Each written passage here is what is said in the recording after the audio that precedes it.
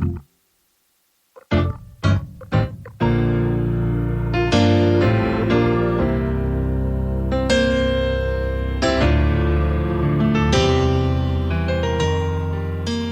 and welcome back to the Angry Dave podcast. I am Dave, and my next guest is returning. It is the wife. Lora is back to talk. Hi, Lora. Hi, Dave. So why don't you catch everybody up? What's been going on in your life in the last couple months? Not a whole lot of new stuff compared to what I talked about the last time. Yeah. Still at the same job. What have you been thinking about lately? Anything on your mind? No, I'm not really a summer thinker. It's nice to have a break. I am enjoying sleeping in a little bit later and not having to get the kids off to school. That's going to end here pretty soon. Yeah. What are your thoughts about your eldest son going into his senior year of high school? I like it. What do you mean by that? I love having a big kid. It's like a roommate almost at this point. He's such a good kid. We don't have to do a lot of disciplining and washes his own clothes. He's working now, so that's kind of cool. He washes his own balls. It's good. I don't have to do that for him anymore. How about having a fifth grader changing schools?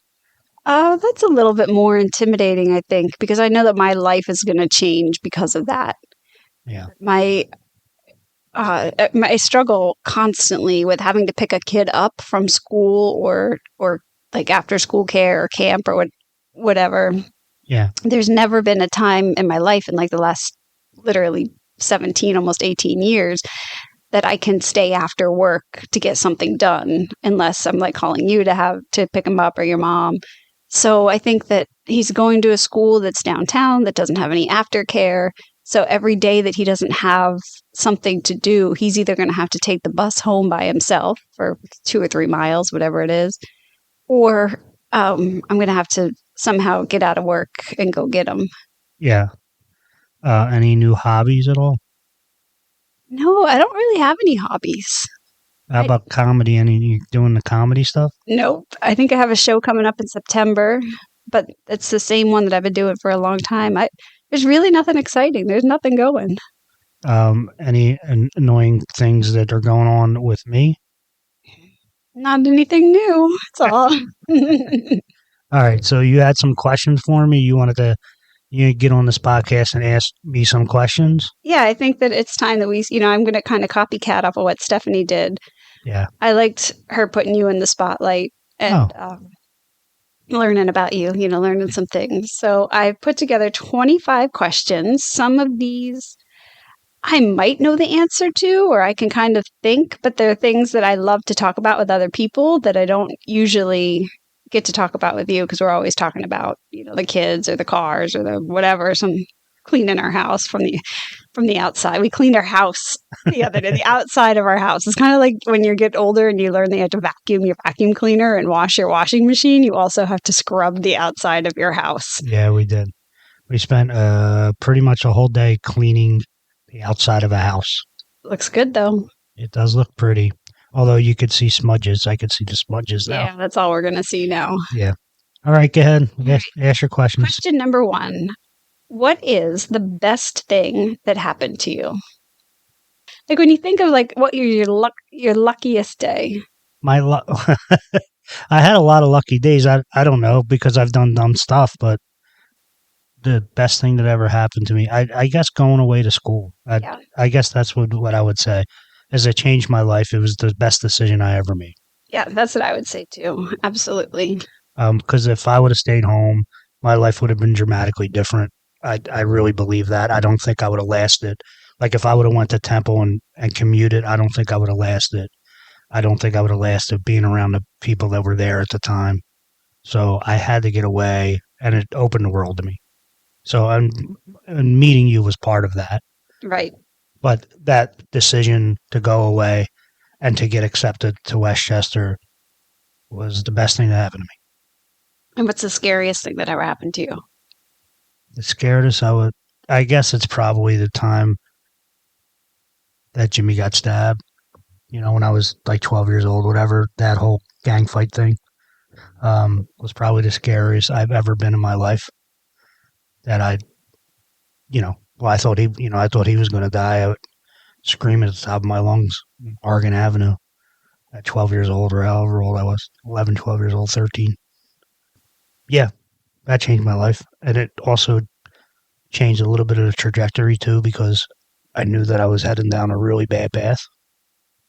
Yeah. So those are my first two questions. We're going to switch gears a little bit. I knew that those might be a little tricky to answer. Yeah. But so one thing I talk about a lot is the 5 love languages, right? Uh-huh. Like a lot. Can you name the 5 love languages? No, I don't know. I don't know if I can. Getting like gift giving, right? Gift giving. Doing things for somebody, Yep. Acts of service. like speaking about it or something like that, right? Words of affirmation, saying I love you and saying nice things about somebody. Affection is another one, right? Physical touch. So I said acts of service, right? Mm-hmm. So I don't know the fifth one. What's the fifth one? I should have written down acts of service. Yeah. Physical touch. Words of affirmation. Quality time spent together. Time spent together. Yep. Okay. So, what is your preferred language or preferred way to receive love? I guess acts of service, I guess. Do you think that's true? Yes, 100%. And what is your favorite way to show love? Well, like I like to do things for people, Mm-hmm. and I like to tell you that I love you. Yeah. Right? Right. Am I wrong about that? No, I mean, they're your answers. No, I mean, but is that true in our life? I think so. I mean, it's going to be different for everybody, right? Yeah, but I like I like to provide, do things for people, provide experiences, that kind of thing. Mm-hmm. Quality time isn't necessarily. I'm not the best at that necessarily. Yeah. And I don't like to buy things. Right. Like, so I guess acts of service, I would say, and words of affirmation. Yeah. I'm pretty big on words of affirmation, just to everybody in my life, just taking the time to tell you that what I think, or how I feel about you. Yeah, that's important, especially amongst men. I think men amongst each other. Mm-hmm. It's something that me and Michael Motown Mike do it all the time. Tell each other we love each other, and I'm trying to extend that out into my greater men group. Yeah, I think that's the thing that I appreciate about this podcast the most is you're bringing men together and talking about emotions, talking about feelings, talking about fears, and I don't think that happens enough in the world. I think, and it's funny because don't you think that the men have been pretty open about it too? I do, yeah. Does that surprise you? Because I mean, I'm not a man, so men are probably more emotionally open with like women, and than they are other men. Yeah. So I know it's in there, and my life is full of men with big feelings. My dad has big feelings. My brother has big feelings. You have big feelings. Our kids have big feelings. So it's there. Yeah, I guess it's surprising to me a little bit that a man would want to share it with another man in a public setting. Yeah. Even though the public setting is our basement. Well, right, but it's still going to be out there. Right. I mean, again, they might not know your last name, and you might be a little bit anonymous on the internet, but somebody can go back in your life, and particularly because a lot of my friends have done it, so you can be tracked down pretty easily. Yeah. So, all right, sorry. There is a fear about that, and I think that I think about that one at my old job when I worked in parenting. Yeah. I tell this story a lot about how the woman who was leading the group asked the parents, the students, to say or to write down in their little journals who is the most influential man in their life and why, whether it's their dad, their grandpa, uncle, brother, whoever. And then about a week later, you come back, and after being 7 days out of talking about why that emotionally available, sensitive male in your life was the most important. Yeah. Then now we talk about how we're raising our boys, and it's he can't be a pussy, he can't cry, he's got to be tough, he's got to be macho. It's that was the value in it was very present in mothers and fathers of little boys. Yeah. And then she brought it together and said, why aren't you raising your little boys to be the man that was so important in your life? Yeah, I think single mothers probably suffer from that probably the most because they think that they have to raise strong boys as opposed to emotionally in touch boys. Does that make sense? Yeah, I think so. Yeah, little men, right? They need a Yeah, little man. and maybe it's a self fulfilling. Like you need the man in your life. You're trying to raise that man. I don't know, Yeah, or the man that you think that you needed in your life, as opposed to the one that was influential. right. So what are your top 3 values for yourself, for your kids, for your life? Accountability Mm-hmm. is probably the most one, and I guess being honesty more with yourself than with others. I think if you're honest with yourself, it's easier to be honest with other people. Mm-hmm. So accountability, honesty, loyalty. Yeah. And have those always been your values, or have they changed over the past 10 or 20 years of being a parent, being a middle-aged man? I don't know. Accountability was something that became a part of my being, I guess, as I went to school and started to really actually hold myself accountable. Because I really didn't do that until, I don't know, you tell me, junior year of college, sophomore, the end of sophomore year of college, maybe. It's when I started to decide that I was going to be accountable for myself. Um, Loyalty has always been ingrained in me is as important. And then what was the other one that I said? Honesty with Uh, yourself, especially. yeah, so that's something that sort of developed over time with seeing the way my family suffered from that, just, and communication as a part of that with the honesty is, being honest with each other, being honest with yourself, looking in the mirror and being able to have the balls to tell people that that they're upsetting you or they're doing something wrong and having the also ability to do that in a positive way. Right. Because you can really hurt somebody with honesty, Yeah, I mean, with someone's life. so like the most honest person I ever knew in my life with other people was my grandfather. Right. I mean, he was fucking brutally honest to a degree that was never productive. Right. He hurt people's feelings tremendously, right? And then my grandmother, you know, was the exact opposite. And she was just the teddy bear, right? She just hugged you. Right. So that's not that combination doesn't really help anybody. No. So that's what I mean. That's what I learned over time, and with the kids, just trying to soften it. Trying to be softer. I, this about me. When I want to say something, the tendency is to not necessarily be soft. Right. So that's a struggle to take a step back and to deliver it in a softer way, but having the same message. Yeah. For me, I struggle. There's 2 kinds of honesty, right? I can tell you the truth about my opinion, Yeah. and I can tell you the truth about something that's actually true. Yeah. I don't know if I've always, but to my mid to late 20s, have been pretty good at being honest with myself. Right. That's something that came earlier, I think. The reflection, to be able to look at myself, which is also something that why I struggle with being annoyed at the world, because a lot of people struggle with that. Yeah. You're very good at, you're like a master genuflector. You're constantly looking inwards. Always. Yeah. Always. And I struggle with people, and that's my struggle with the world, really. My struggle with touching the world around me is that other people they just don't do that. Right. And they live in a fucking fantasy world a lot of times, and with their abilities or who they are and how they are perceived by others. Right. Or how they are touching the world with the way that they go about their business. Yeah. Do you consider yourself a spiritual person? I know you're not religious, right? But while you're sitting there thinking and in your head, is there a a plea to a higher power, or are you just kind of Dave being Dave and there's a hope. yeah. I don't know. I don't know if there's a plea. There's a hope that I'm too self-absorbed to not want to live forever in some form or not Right. another. I mean, I want to believe that there is. I don't.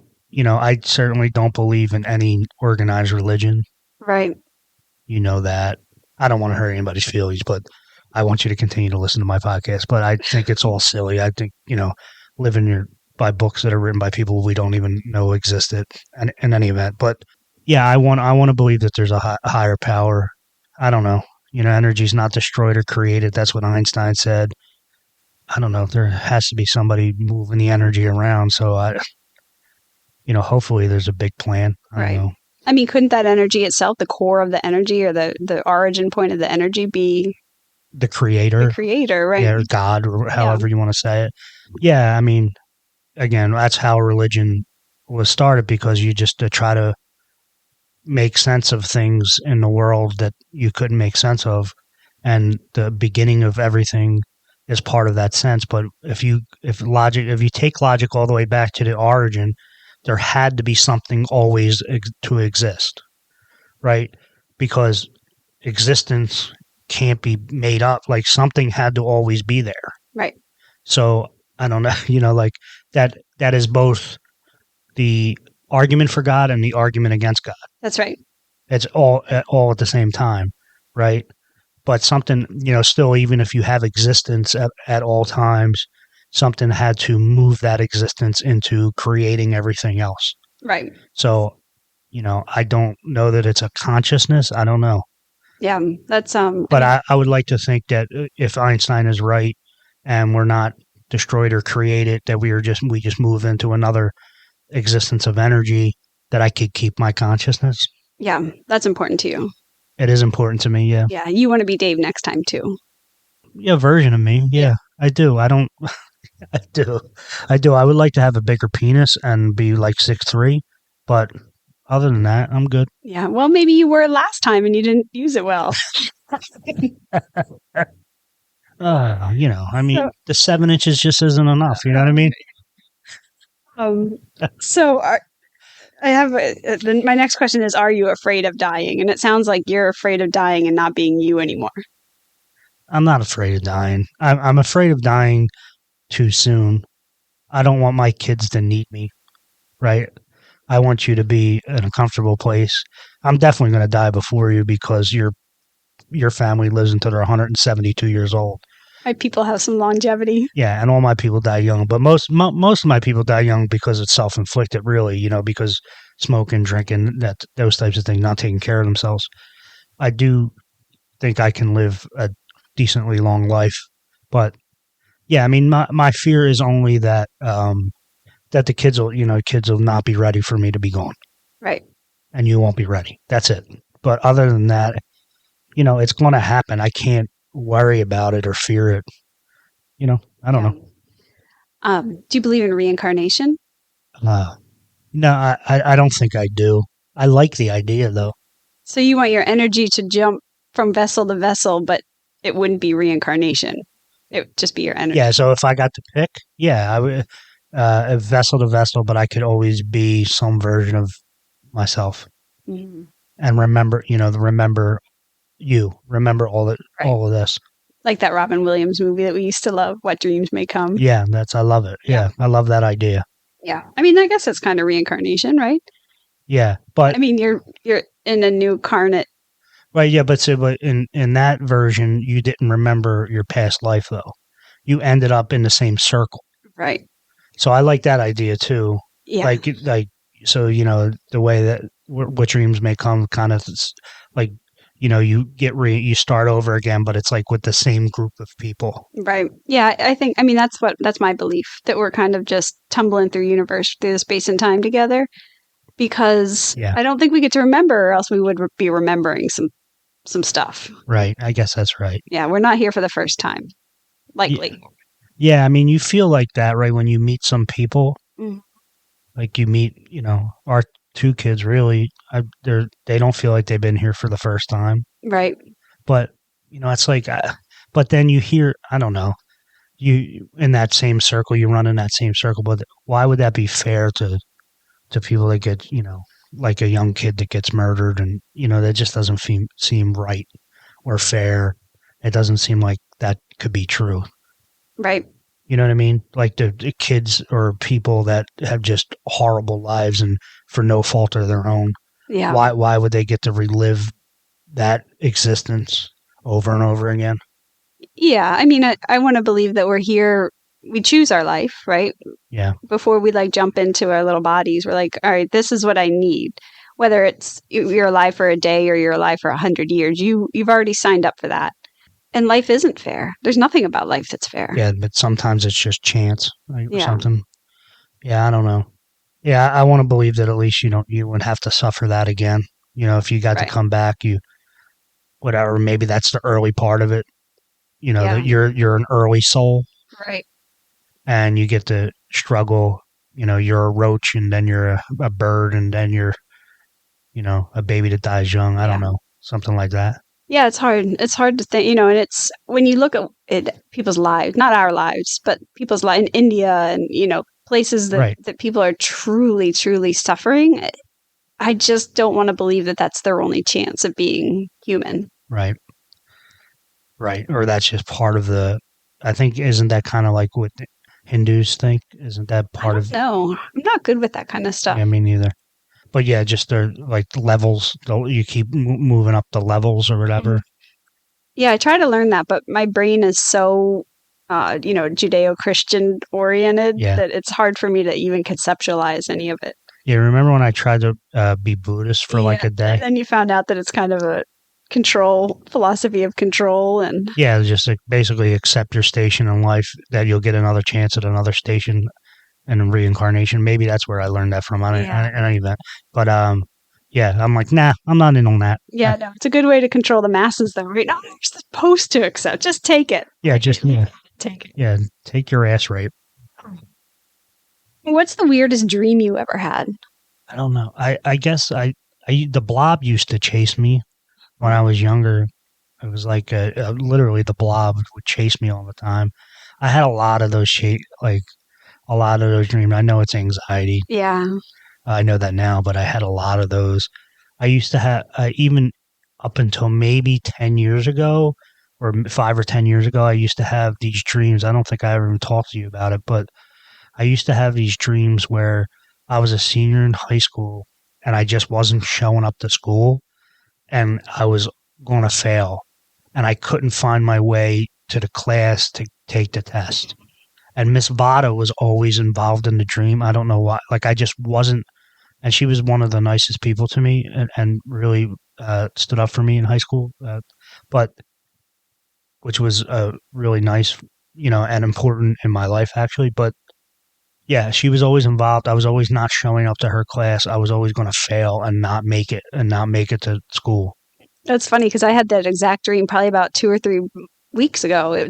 Really? Recently, I think it was after, like, when your sister was here, maybe, that I couldn't find my way around my high school. Yeah. And I was like, what am I, what's this really mean? What's what's your stress dream now? How do you know you're stressed out if you have a certain dream? I haven't really been dreaming much. No. I've been, I struggle to sleep a long time. Yeah. So I wake up. I haven't really been dreaming. I can't tell you the last important dream that I've had. Because I just don't sleep through the night. Right. Do you think dreams are important? I would like to have them again. Yeah. No, I like the idea. I like the idea of it. Yeah. I like to be able to go to sleep and like live in a different world for a little bit. You know what I mean? It seems fun. I my fun. I wish I could have those Superman dreams again. I used to Yeah. dream that I was Superman. I would fly out in space and stuff like that. It would whatever. It would just be fun. I just go have fun. It would be just a fun dream. Do you believe that dreams could be intuitive or prophetic? Yeah, I think that dreams could help you realize what's going on with you internally. Does that make sense? I Yeah. don't So, necessarily think that people come to you in dreams. so you think that they can be intuitive, but you don't think that you're going to be like, this is what I have to do because I dreamt this. Maybe. I mean, yeah, I think that it can. shine the light on what way you should go, sort of like a self-centering moment. But I don't think it's like prophetic, meaning that like, you're going to hit the lottery because of it, that Right. kind of a thing. Have you ever had a dream come true? No, I don't know. No, Yeah. not that I can remember. I used to all the time. It was terrifying when I was younger, when I was a teenager. I Yeah. even dreamt that a teacher died, and he died the next day. And I dreamt that my friend got in a car accident. She got in a car accident like 2 days later. So it like really disrupted my sleep because it all happened probably in the same. Yeah. It wasn't just those were the two really big ones. So let me say this. I don't necessarily disbelieve that people can have prophetic dreams or have like a calling like that, Yeah. but I'm certainly not one of them. No. I'm not in touch like that. Yeah, you're pretty good at living in time and space. Where, Yeah. I think I struggle. I live outside of time and space all the time, and I think that's just part of it. Yeah. But what's funny, well, it's funny that you say that, right? Because I'm very dreamy. You know what I mean? Like when I'm thinking, when I'm in my thought process or whatever, when I'm inside my head, I'm very not in time and space. Right. But if there's a moment to live, I try to live it. Right. That's the thing that that you and I sometimes struggle with, is that you sometimes don't like to give the moment a chance. Yeah, no, I hate it. Right. Where and I struggle with having that attitude, whatever. Yeah, I'm not very grounded. Yeah, and then like I tell the kids all the time, just live. Live. Who cares that it wasn't prepared like this, or you didn't expect this to happen? Just try to make the best of it. Just live in the moment, and maybe something great can happen. Yeah, and it's happened a million times. I've had great times where it's unexpected. yeah, I'm trying. I know. I showed you a product on Amazon yesterday. It's like ear plugs that you can wear in social situations. They look like earrings, and I'll be so much happier if things are quiet. I hate noise. I hate to be around. Yeah. I like crowds, but I don't like noise. You don't like headphones when you're doing podcasts? No, these are really disrupting you. Disrupting me. Do you believe in any conspiracy theories?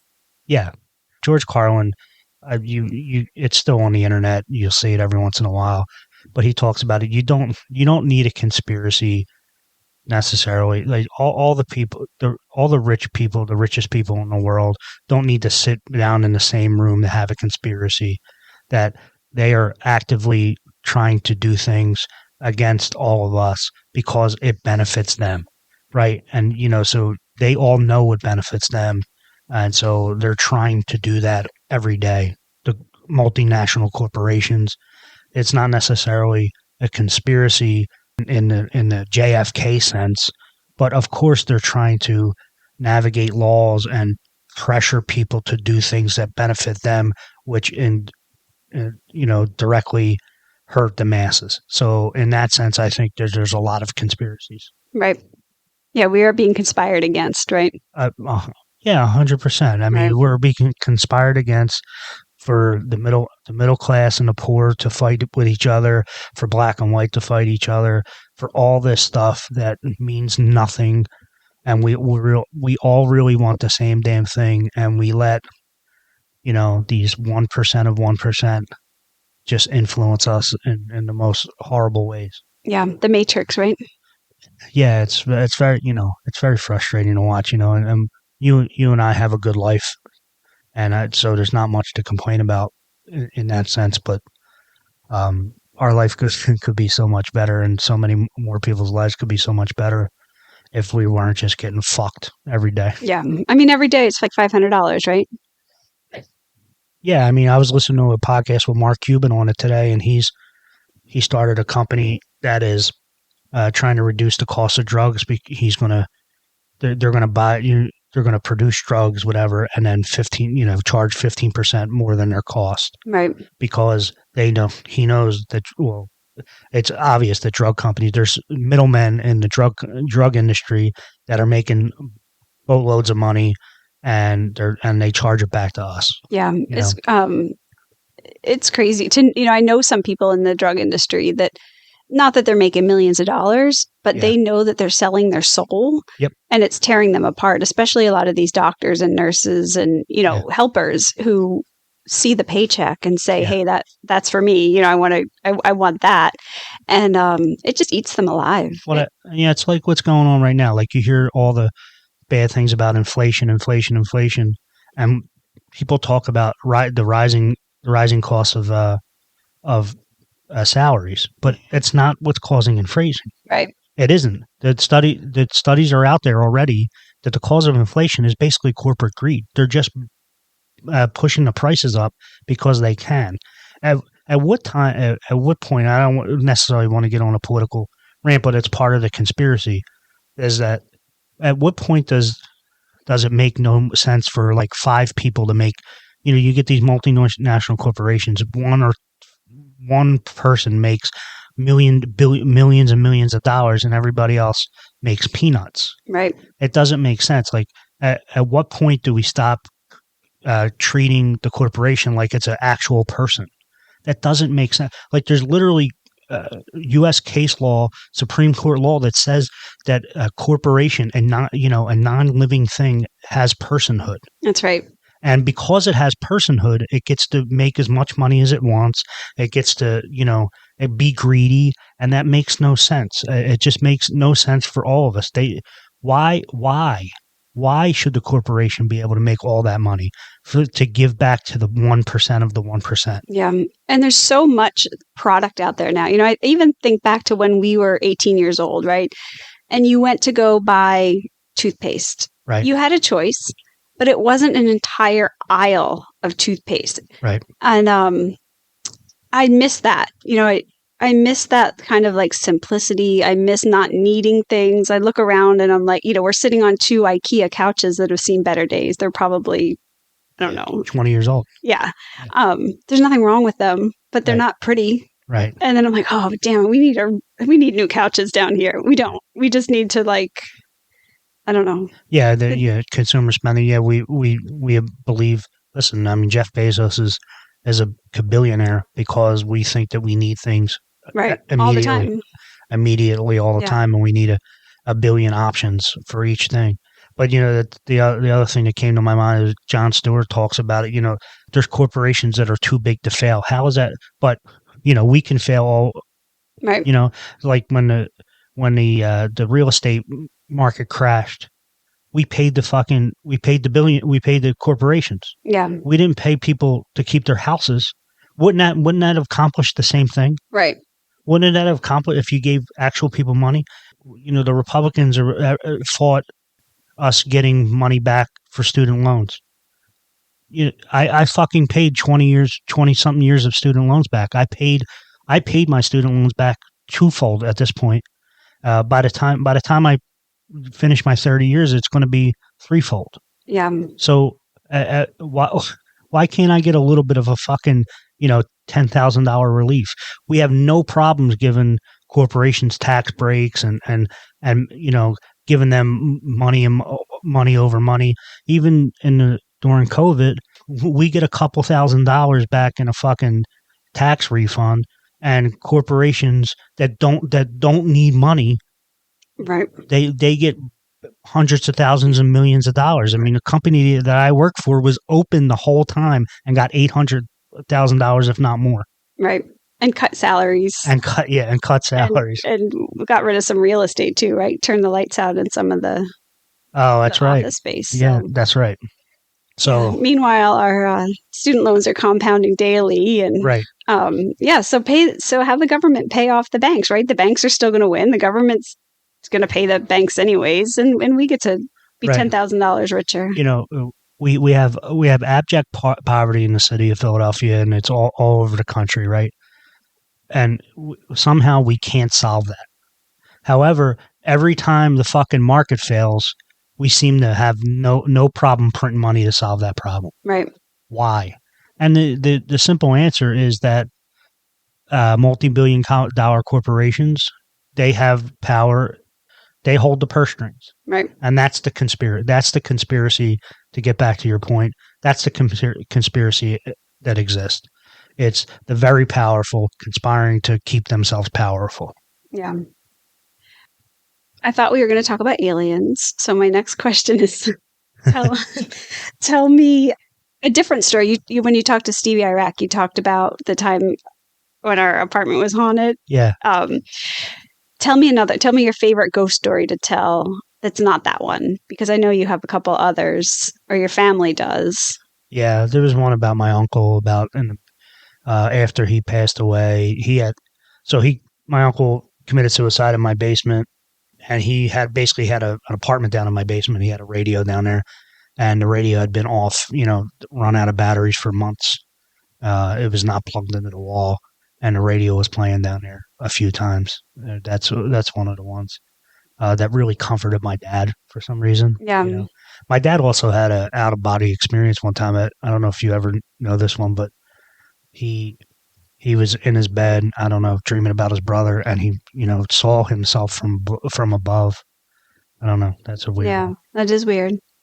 Um, do you like see ghosts regularly, or do you believe in ghosts? Well, I believe in ghosts because of the one time our experience together, which was very real, and there's no, I'm not a, like I'm not a true believer that way.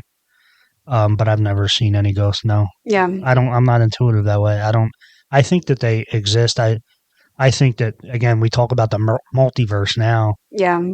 I mean, scientists are talking about the idea that there could be thousands of versions of you, That's right? right. So yeah, so I think that there could be a glitch in the matrix, and that happens. That could be one explanation. It doesn't necessarily have to be heavenly ghosts. Yeah. I think about that. Well, I think about a lot of stuff. So I do think about things, I guess. But I've been thinking, we kind of have this mindset that, oh, my grandma's here with me, Yeah, or my dad is with me on the road, whatever it is, right? That on this plane of existence, people can come back, yeah, which is not really doesn't jive with reincarnation, or maybe it does. Maybe part of us comes back and part of us is still whatever.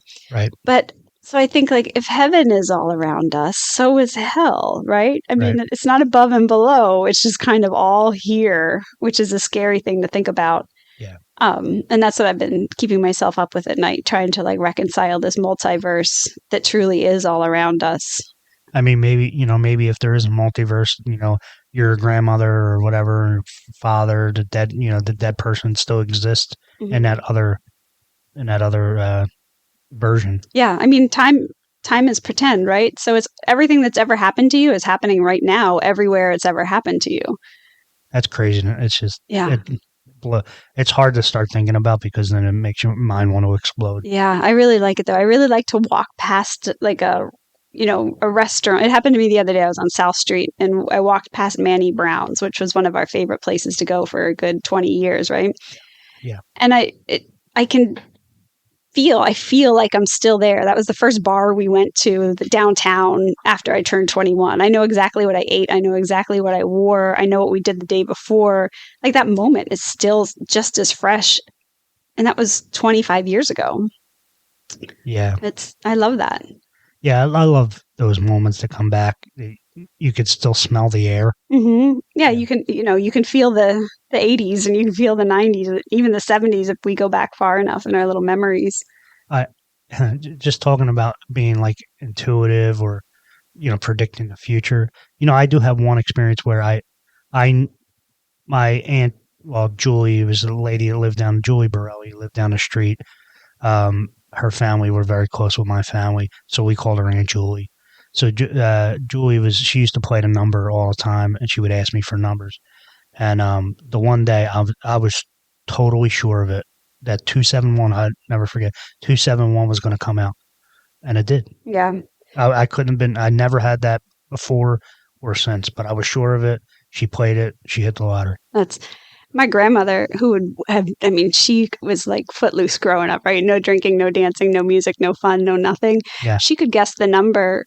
She would turn on, it's like 6:58 every night. She'd find the remote and turn on the number and, say what it was. And a lot of times it was that. Really? Yep. In the same order, or I mean, yeah, this, 343. Well, 343 is not, 691. yeah. And pop, pop, pop, it would come right up. And she said, you can't capitalize on that.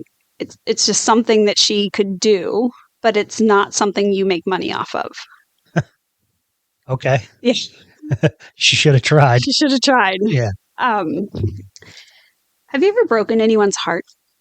I don't think so. No, not just romantically, but a friend, a Maybe. family member. Maybe. I don't know. I'm not sure. Yeah. I probably. First of all, I don't want to say it for, but one of my friends that I was pretty close with growing up, that we don't talk anymore. I probably. Yeah. But I probably broke his heart because I couldn't be the friend that he wanted me to be. But I tried to be. Right. But it's not something that it was really sustainable. It's not something I could have done. I had a wife and a family and all that other stuff, and I couldn't be what he needed me to be. Yeah. Have you ever been in a toxic relationship or toxic friendship? Any kind of relationship with a boss, with a. I mean, my relationship with my dad was toxic. Yeah. Wasn't it? Oh, yeah. Yeah. He didn't want it to be that way. It's not something that he tried to, but it just was. It was not good. Yeah. It was not good for either one of us for a long time. I mean, it got better. Right. It got better when I became a man and I demanded it to be better. But it was toxic. Yeah. He wanted the best for me. I know that. I mean, he loved me and all that stuff, but he just was so damaged that his trying to help me was just not good. Right. I don't know. I don't want to hurt anybody's feelings, but a lot of my friendships is growing up were not the greatest. Just we were toxic for each other, I would say. Yeah. I mean, I was as toxic for them as they were for me, probably. When we were just, we were like wildlings. Right. Yeah. I think right now toxic relationships is such a buzzword because of social media, but it's true that we can be poison for each other, and it can be fun. Yeah. It can be a lot of fun, and it can feel really good. But so I do know that I have the ability to bring that out in people. So I worry about that, especially when I'm hanging out with some of the younger guys that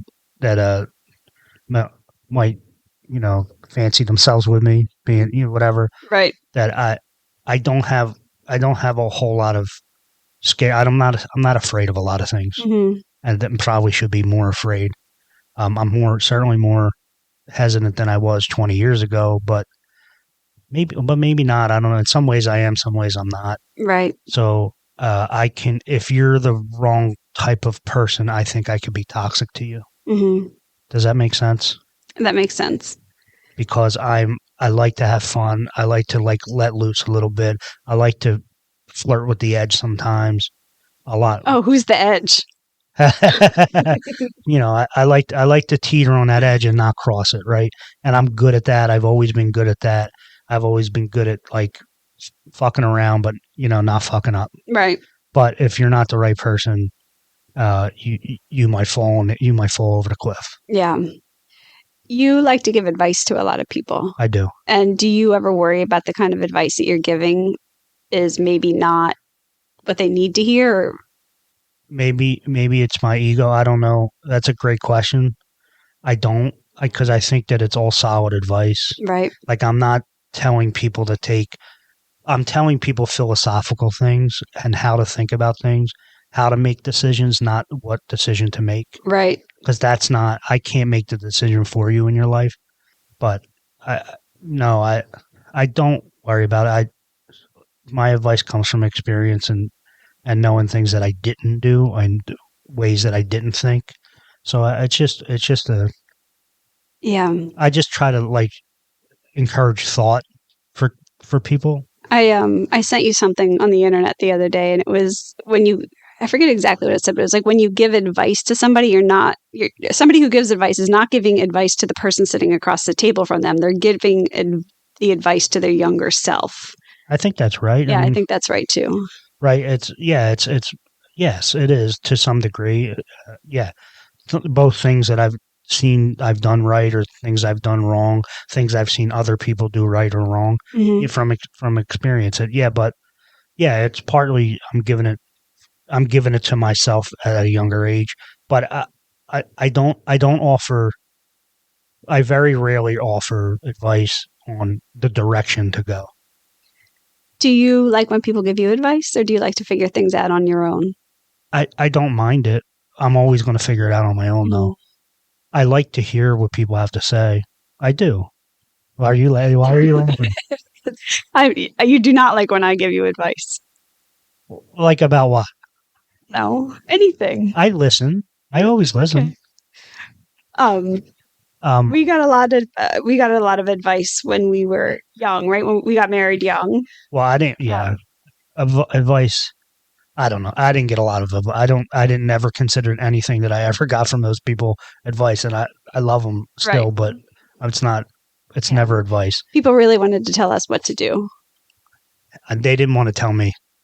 I was at that point though, right? I mean, you remember I was just so fucking defiant Yeah. by 23 or 24 years old that nobody was going to tell me anything at that point. I do love thinking of all of the things that our parents may have said to us. Yeah. You know, if they saw us as walking in their footsteps, and how maybe resentful they were that they got married young. They got married young. Yeah, I mean, that was the big thing. Everybody thought we were making a mistake because we got married young. And I would probably tell my son the same things that our parents told us, not necessarily not to do it. Right. But just be careful. Yeah. You're making a big decision for being so young. And we did make a big decision for being so young. And if we would have tried to be the same people we were at 23, we got divorced 15 years ago. Yeah. It's funny because, Jacob's going to turn 18 in 6 months? Yeah. I met you 2 weeks after I turned 18. Right. I know. Gross. Yeah, it's weird. That's the weird thing for me is, realizing, like, looking at him and thinking he is so green and young. Yeah. And then thinking of my life. And, our lives are very different than our kids' lives. Yeah, they're much more green. Yeah. But they're smarter in a lot of other ways. They sure are. You know what I mean? I do think that we'd be more prepared for life than we were. Yeah.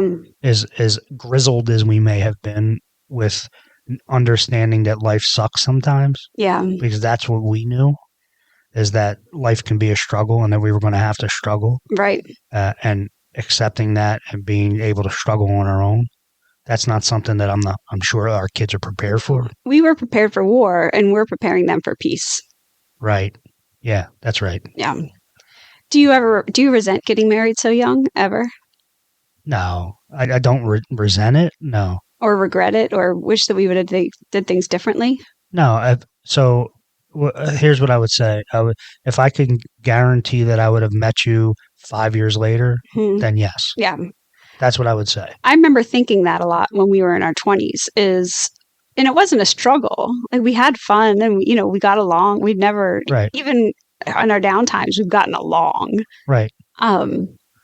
But I remember thinking, like, this is going to be so good when we're 30 and this is going to be so good when we're 40. And, now thinking like, oh, when we're 50, this is going to be like. Right.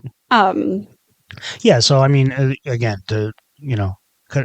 would I have liked to throw my dick around a little bit more? Maybe. Or whatever. Just be single and live that life a little bit.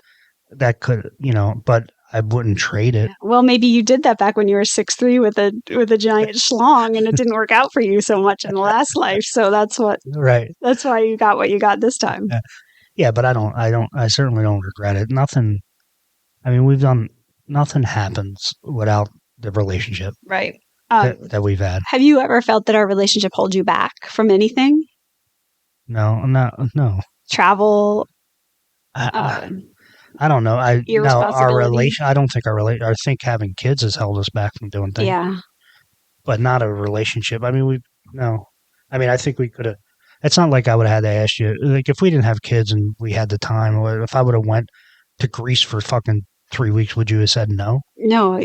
Of course not, right? So, no. I mean, being a parent, we had to sacrifice some things. Right. But again, we couldn't have waited any longer to be parents. No, we did good that way. But, yeah, I mean, I don't regret that at all. What's the most spontaneous thing you've done lately? Decided Friday that I was going to head down to Wildwood. I mean, spontaneous happens with me regularly. Yeah. You know that. But it's not like I don't do crazy shit anymore. But I mean, I never really did super crazy stuff. But I don't like to plan anything. Right. How about what's the last thing you did that felt out of character for you? Felt out of character? I don't know. No, you're stuck, right? You're in your little. I'm who I am. Yeah. I am. If I am who I am, I'm entirely comfortable with it. It makes people uncomfortable how comfortable I am with myself, and that makes me happy sometimes. It Right. really does. Like I'm fucking perfectly okay with who I am. What would you do right now if there was zero consequences that could happen? Zero negative consequences that could happen? Going like the biggest party ever Hmm. and just fucking party for 2 weeks and come back. Do you consider yourself an introvert or an extrovert? I never know. I never know the answer to this question because I'm both at the same time. You're ambivert, I think is. Yeah, yeah, I'm very introspective. Like I'm very in my own head. So, but I do like to act out. So Right. I don't know how, I psychologically, I don't know how to characterize what the fuck I So am. how do you gain energy? Do you gain energy by being alone to recharging, or do you gain energy by being around and kind of like eating up that energy of being around other people? I gain energy by being around other people. I That, think, that's the way I gain energy. I love the party. yeah. We saw that during COVID, right? Yeah, I mean, Yeah, I mean that's when I know that you're an extrovert just because I know that about yeah, the world. And I don't know if you ever saw yourself as an extrovert until you had to stay in the house for 10 minutes. yeah. I didn't realize I liked people as much as I did. That's what how I Yeah. would characterize it. I knew that I liked the party, but Mhm. I didn't know that I liked that dialogue, the communication, the just being around people Right. that you missed out on COVID. Well, I didn't really miss out on it because No, you were bad. I was, yeah, hey, listen, I did most of the stuff, but I did have a group of friends where we hung out. We Yeah. fucking hung out and we got drunk and it was fucking amazing. Your pod. We had a little pod and we had a lot of fun. Um, I don't regret it. I think that people are always surprised to find out that I'm the introvert and you're the extrovert. Well, I think because I'm shy. Right. I'm a naturally shy person. Yeah. But once I pass the threshold, then it's all bets are off. Yeah. Or cautious. Yeah. I don't think you're shy. Yeah, I'm cautious, right?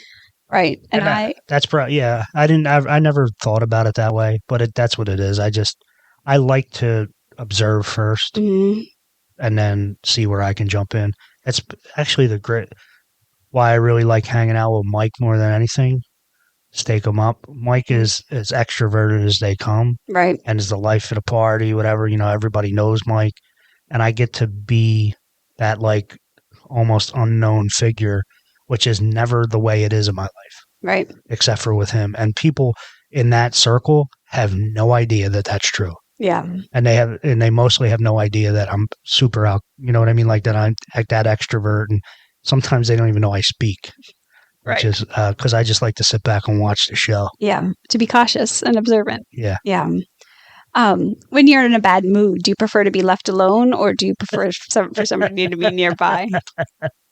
You know the answer to this I question. do, but I want you to talk about it. I prefer to be left alone. Yeah. I want to crawl in a hole. I mostly do that because I'm mean, and I don't want to be that way. So I just tell everybody to get away from me because I need to get through it. Right. When you were little and you were punished or you were having a hard time or you were acting out, were you sent away from everybody? Yeah. Yeah. So do you think there's a correlation there? Maybe. Yeah. I think so. I think that that's a very true thing is the way that you are when you're uncomfortable now is how you were treated as a child. So if you were sent to your room, you have a bad attitude, go away. Right. Now you know how to deal with it by yourself. You weren't held and, like look at Nicholas. When Nicholas is in a bad mood, he gets held and nurtured and loved. And right. He will not be the guy that needs to be by himself when he's not feeling well. Right. Yeah. No. I got told to go to my room or, I got punished for a summer one time. Yeah. So it was fucking awful. But yeah, I mean, basically by myself the whole time. Right. You got punished for reacting to your surroundings. The summer I got punished was when I cursed out my coach. Mm-hmm.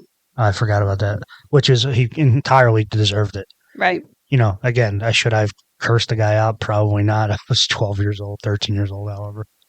But he fucking deserved it. He was a dickhead. So Yeah. anyway, what's something you learned recently that you should have already known? you know this answer too. I don't know. No, it's I probably have ADHD. Yeah, that's right. We all knew. Really? I mean, you're a textbook case. That's why I sent you that podcast, because you don't, did you just think you were a guy that liked Adderall or coffee or screaming for no reason at any given time, pounding on things? It never occurred. It really never occurred to me until the woman on the podcast just described just being able to really focus on things and blocking the whole rest of the world out, mm-hmm. and to be successful at most things that she does. Right. So I always thought ADHD meaning that you couldn't focus at all. Right. Right. And I didn't understand that, like, some of the coping mechanisms where, I just like to make noise. Right. Never thought about that. But anyway, so that woman is basically me. Yeah. But that's also so like some like estrogen energy. Right? Apparently, my version of ADHD is much like most women. Well, you are the woman in our relationship. Oh, am I? Yeah, you will get choked for that. I'm just kidding. But yeah, it's funny that you and Jacob both said, yeah, okay, like you knew, forever. I don't know. It never occurred to me. I wish I would have fucking known it when I was in school. Yeah, well, you know it now, so. Well, yeah, I mean, again, I developed a ton of coping mechanisms over time. Mm-hmm. Like, I can't remember unimportant things. Right. So, like your keys, mm-hmm. right?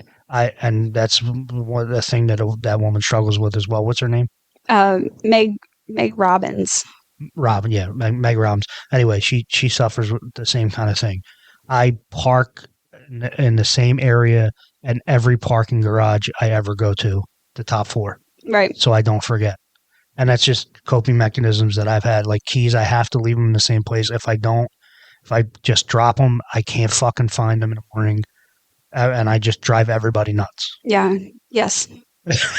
There's a place to put your keys. There's a place to put your wallet. Right. And I mean, that's the way it has to be for me, or else I can't remember that stuff. I wish you were a little more OCD. I'm not OCD. No, I wish you were, though. I wish you had this, like, my wallet has to be here. My keys have to be on the second chain. And you checked it before you went to bed. Some of my best friends are very OCD. You know that? Like, Michael's very OCD. And everything about me drives him nuts. Yeah. Like, again, the way my car looks, right? It's not, like, terribly dirty, but I don't care if there's a smudge. Right. And Meg talked about that, too. Robin's talked about that, too. Just like the smudge on her shirt, like she just won't even know it's there. Yeah. I have no idea. I have no idea when I'm in pain. Right. Unless it's fucking agonizing pain. Yeah. I just don't even notice things. That was question number 22. Question number 23 you answered as well. What's your best survival skill? What do you think it is? I don't. I think, like you said, you have a routine for things that you absolutely have to make happen. Yeah. No, but Laura, I think my best for survival skill is I am pliable. Like I can make anything work. Right. I can sleep on a floor. I know that I'll be okay. And what's funny about that is I get terrified just because of the way I grew up about not having enough and not giving enough. But I know if it's just for me, if I had to live on the street, I would survive. Right. Yeah. I think we both struggle with that. Is if it was just me and you, it wouldn't matter. It wouldn't matter, but we've got these 2 kids that do matter. Yeah, it's like, again, like if I crash at somebody's house, everybody's always worried, well, I don't know just give me a fucking blanket. I'll sleep on the floor. It doesn't matter. Right. Yeah, what habit or trait do you have that you think that not many other people have? What makes you special? Yeah, that's a great. I asked that question to other people. I don't. I think I answered. I think I answered it this way. With Stephanie asked me a similar question. I think it's a combination of just a combination of things. Just being honest with myself, having real world experience, and being smart and being able to combine it. Right. That's all. Just being a real person, being comfortable with being a real person, and being able to communicate as a real person to anybody. Mm-hmm. So that kind of a thing. Yeah. One of the other, I mean, this is kind of about this. When people get a diagnosis or when people learn that they have something, especially when they're a textbook case like ADHD, or, it happens with depression, it happens with anxiety. Yeah. It can make you feel like, oh, I thought I was special, or I thought that I was the only one. Yeah. Did learning that you had, like, you clearly have it, right? You do not need a doctor to diagnose you with it. The medicine that you're getting is working. And, I'm sure you've researched this a little bit more now that you know. Is there anything that you're disappointed in as being like a normal ADHD guy, or, like typical for the... No, it's comforting. Brain, yeah. It's comforting for me. Good. I never thought that I was incredibly smart or incredibly being able to be focused, that kind of thing. It's just comforting to know that the things that I struggle with are not necessarily abnormal. Right. So sometimes I think I got fucking dementia. Mm-hmm. You know what I mean? Yeah. Really. Sometimes I can't remember words or whatever, just anything. But the things that I struggle with, I guess, are typical, not atypical. Right. With somebody that has the chemical makeup that I have, I guess. That's right. Yeah. And you're not a mindful person. No, fucking mindful at all. I mean, when you come in from work, you're either running to the bathroom or you're on the phone or you can't wait to get your suit off or whatever. So things just kind of get thrown. Yeah. And, right. I mean, the amount of times that I've pissed myself in my life is outrageous. That's right. It is. Yeah. And I know I do your laundry. I mean, it's outrageous. And it's because I don't think, again, I have a high pain threshold and I know that that's true. Mm-hmm. I mean, the story about me sitting in a doctor's office with like a tooth down to the literally on the nerve, and the guy's hitting it. He's like, does that hurt him? He's like, I mean, it's okay. But I think that that's all part of it. Right. That I don't notice anything. You're like a little kid who's playing too hard and forgets to go pee. All the time. I'm getting better. A little bit. I tell that story about, you have a pain, that exact tooth story. And then when I was in labor with Jake, and they're like, well, on a scale from 1 to, I'm like, I don't know, 2. And they're like, you are in active labor. And I'm like, right, but this is supposed to feel this way. Yeah, well, that's outrageous. I wonder if our kids, I don't know what, like Nicholas doesn't seem to have very good pain tolerance at all. And Jacob just never puts himself in a situation where something might be uncomfortable for him. No, Nick has no pain tolerance or no discomfort tolerance, I should even say. Right. I know. That's a podcast for another day. And not about him, but about living in discomfort and how to kind of overcome that. Yeah. I can't do anything if it's like under 80 degrees. I can't move. Yeah. Anyway, that's our next podcast. We'll talk about discomfort. So my last question is one that I want you to ask everybody, because everybody talks about respect, right? Yeah. People love to talk about respect. I'm eager to hear how you define respect. And I would love for you to kind of pull all those guys back and say, hey, you talked about respect, and maybe do like a clip of a montage of everybody respect, right. And bring folks together and in a circle and talk about what respect means to people. Yeah, it's the golden rule, I guess, for me. It's treat people the way that you wish to be treated. Mm-hmm. And I want people to treat me in a way that they would want to be treated. Right. That's respect. I don't think it can be any more than that. Right. Treat me in a way that you want to be treated if you didn't know me or you did know me. Right. The same way. Right? I don't care what my station is in society or what your station is. We're all human beings. I just want to be treated with a basic level of decency. Right. That's it. You pass me by on the street, you bump me, just say, excuse me. Yeah. That's it. It's not more than that for me. Right. Yeah. I think a lot of people think fear and respect, people want their kids to respect them, but what they really want is their kids to be afraid of them, or people on the street to respect them. Yeah. And that's, if I bump into you on the street, I wouldn't dare because I should be afraid of you. Right. Well, yeah. I mean, that's not respect. That's a different. That's fear. Yeah, it's fear. Again, I mean, with my kids, I would hope that it's more than just respect. Right. Not necessarily admiration, but a higher level of respect because of the things that you know that I do for you. Right. Yeah. Respect can be a continuum. Right. But I mean, I don't demand more respect from people I don't do anything for. Right. I mean, I sometimes get annoyed by the kids because and it's not because they're doing it on purpose, but because they don't appreciate the things that they get. And I understand that it's from a lack of experience or understanding, but that sometimes bothers me. And I express it to them every time. And I want them to understand what they have, and not just monetarily or, things or, the nice things that we have or a nice house, but what they have as a home environment and emotionally and the supportive nature that they get. They sometimes take advantage of that as well. Again, but they only know one thing. Right. So, but it's important for me to let them know that what they are actually getting, because we might not be the richest people in the world, but the combination of the way that they live and what they get from a support standpoint is uncommon. Right. The package is uncommon. Yeah. Well, we know that, right? We know that kids who come from more comfortable homes are often neglected, whether it's because the parents are working all the time or they're out enjoying their money.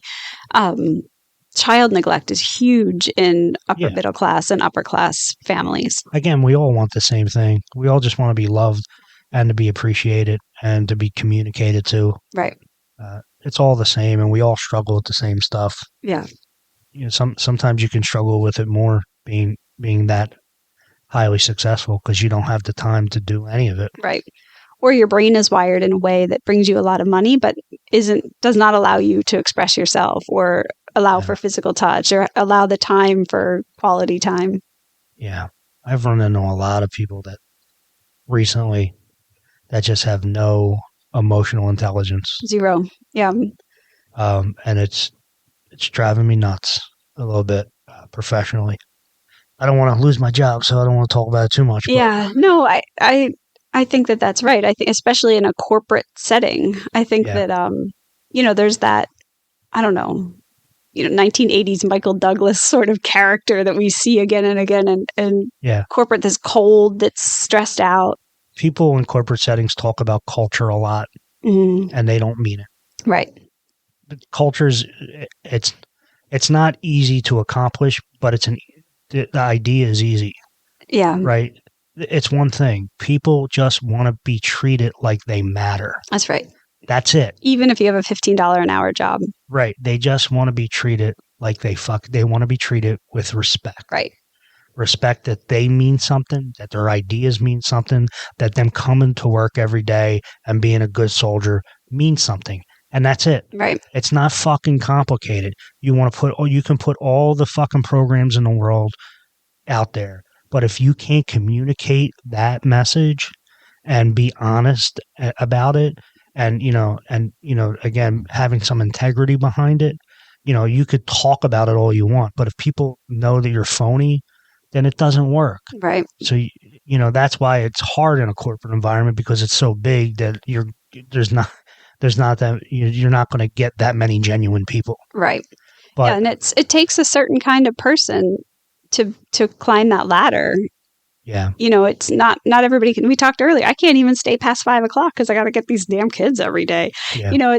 I don't have the time to be at the top of a corporation. You don't have the time because you've chosen family and, chosen your time over money. Over, the climbing. Right. Yeah. The more I work for other people, the more I get more frustrated about that I don't get to run things. I know that sounds egotistical, but I just know that I could do a better job, and it just bothers me. Well, it's the personality of who gets to the top. It's something like, it's crazy when you look at the numbers of business heads, top C-suite people who are actually sociopaths. Yeah. So the world is run by sociopaths. Yeah. There's more sociopaths out there than you think. It's like 20% of the population, 25% of the population can be diagnosed that way. Yeah. And they're running the show. And it's the same thing with politicians, right? That's right. Because you just have to sell your soul to get there. Yeah. And normal people that can do a great job are not going to sell their soul. No, they start to crack, just like those pharmaceutical people we were talking about. Right. Yeah. It's gross. It's gross at the top. Yeah, it's very frustrating to watch it. Yeah. To watch like simple fucking solutions, Mm-hmm.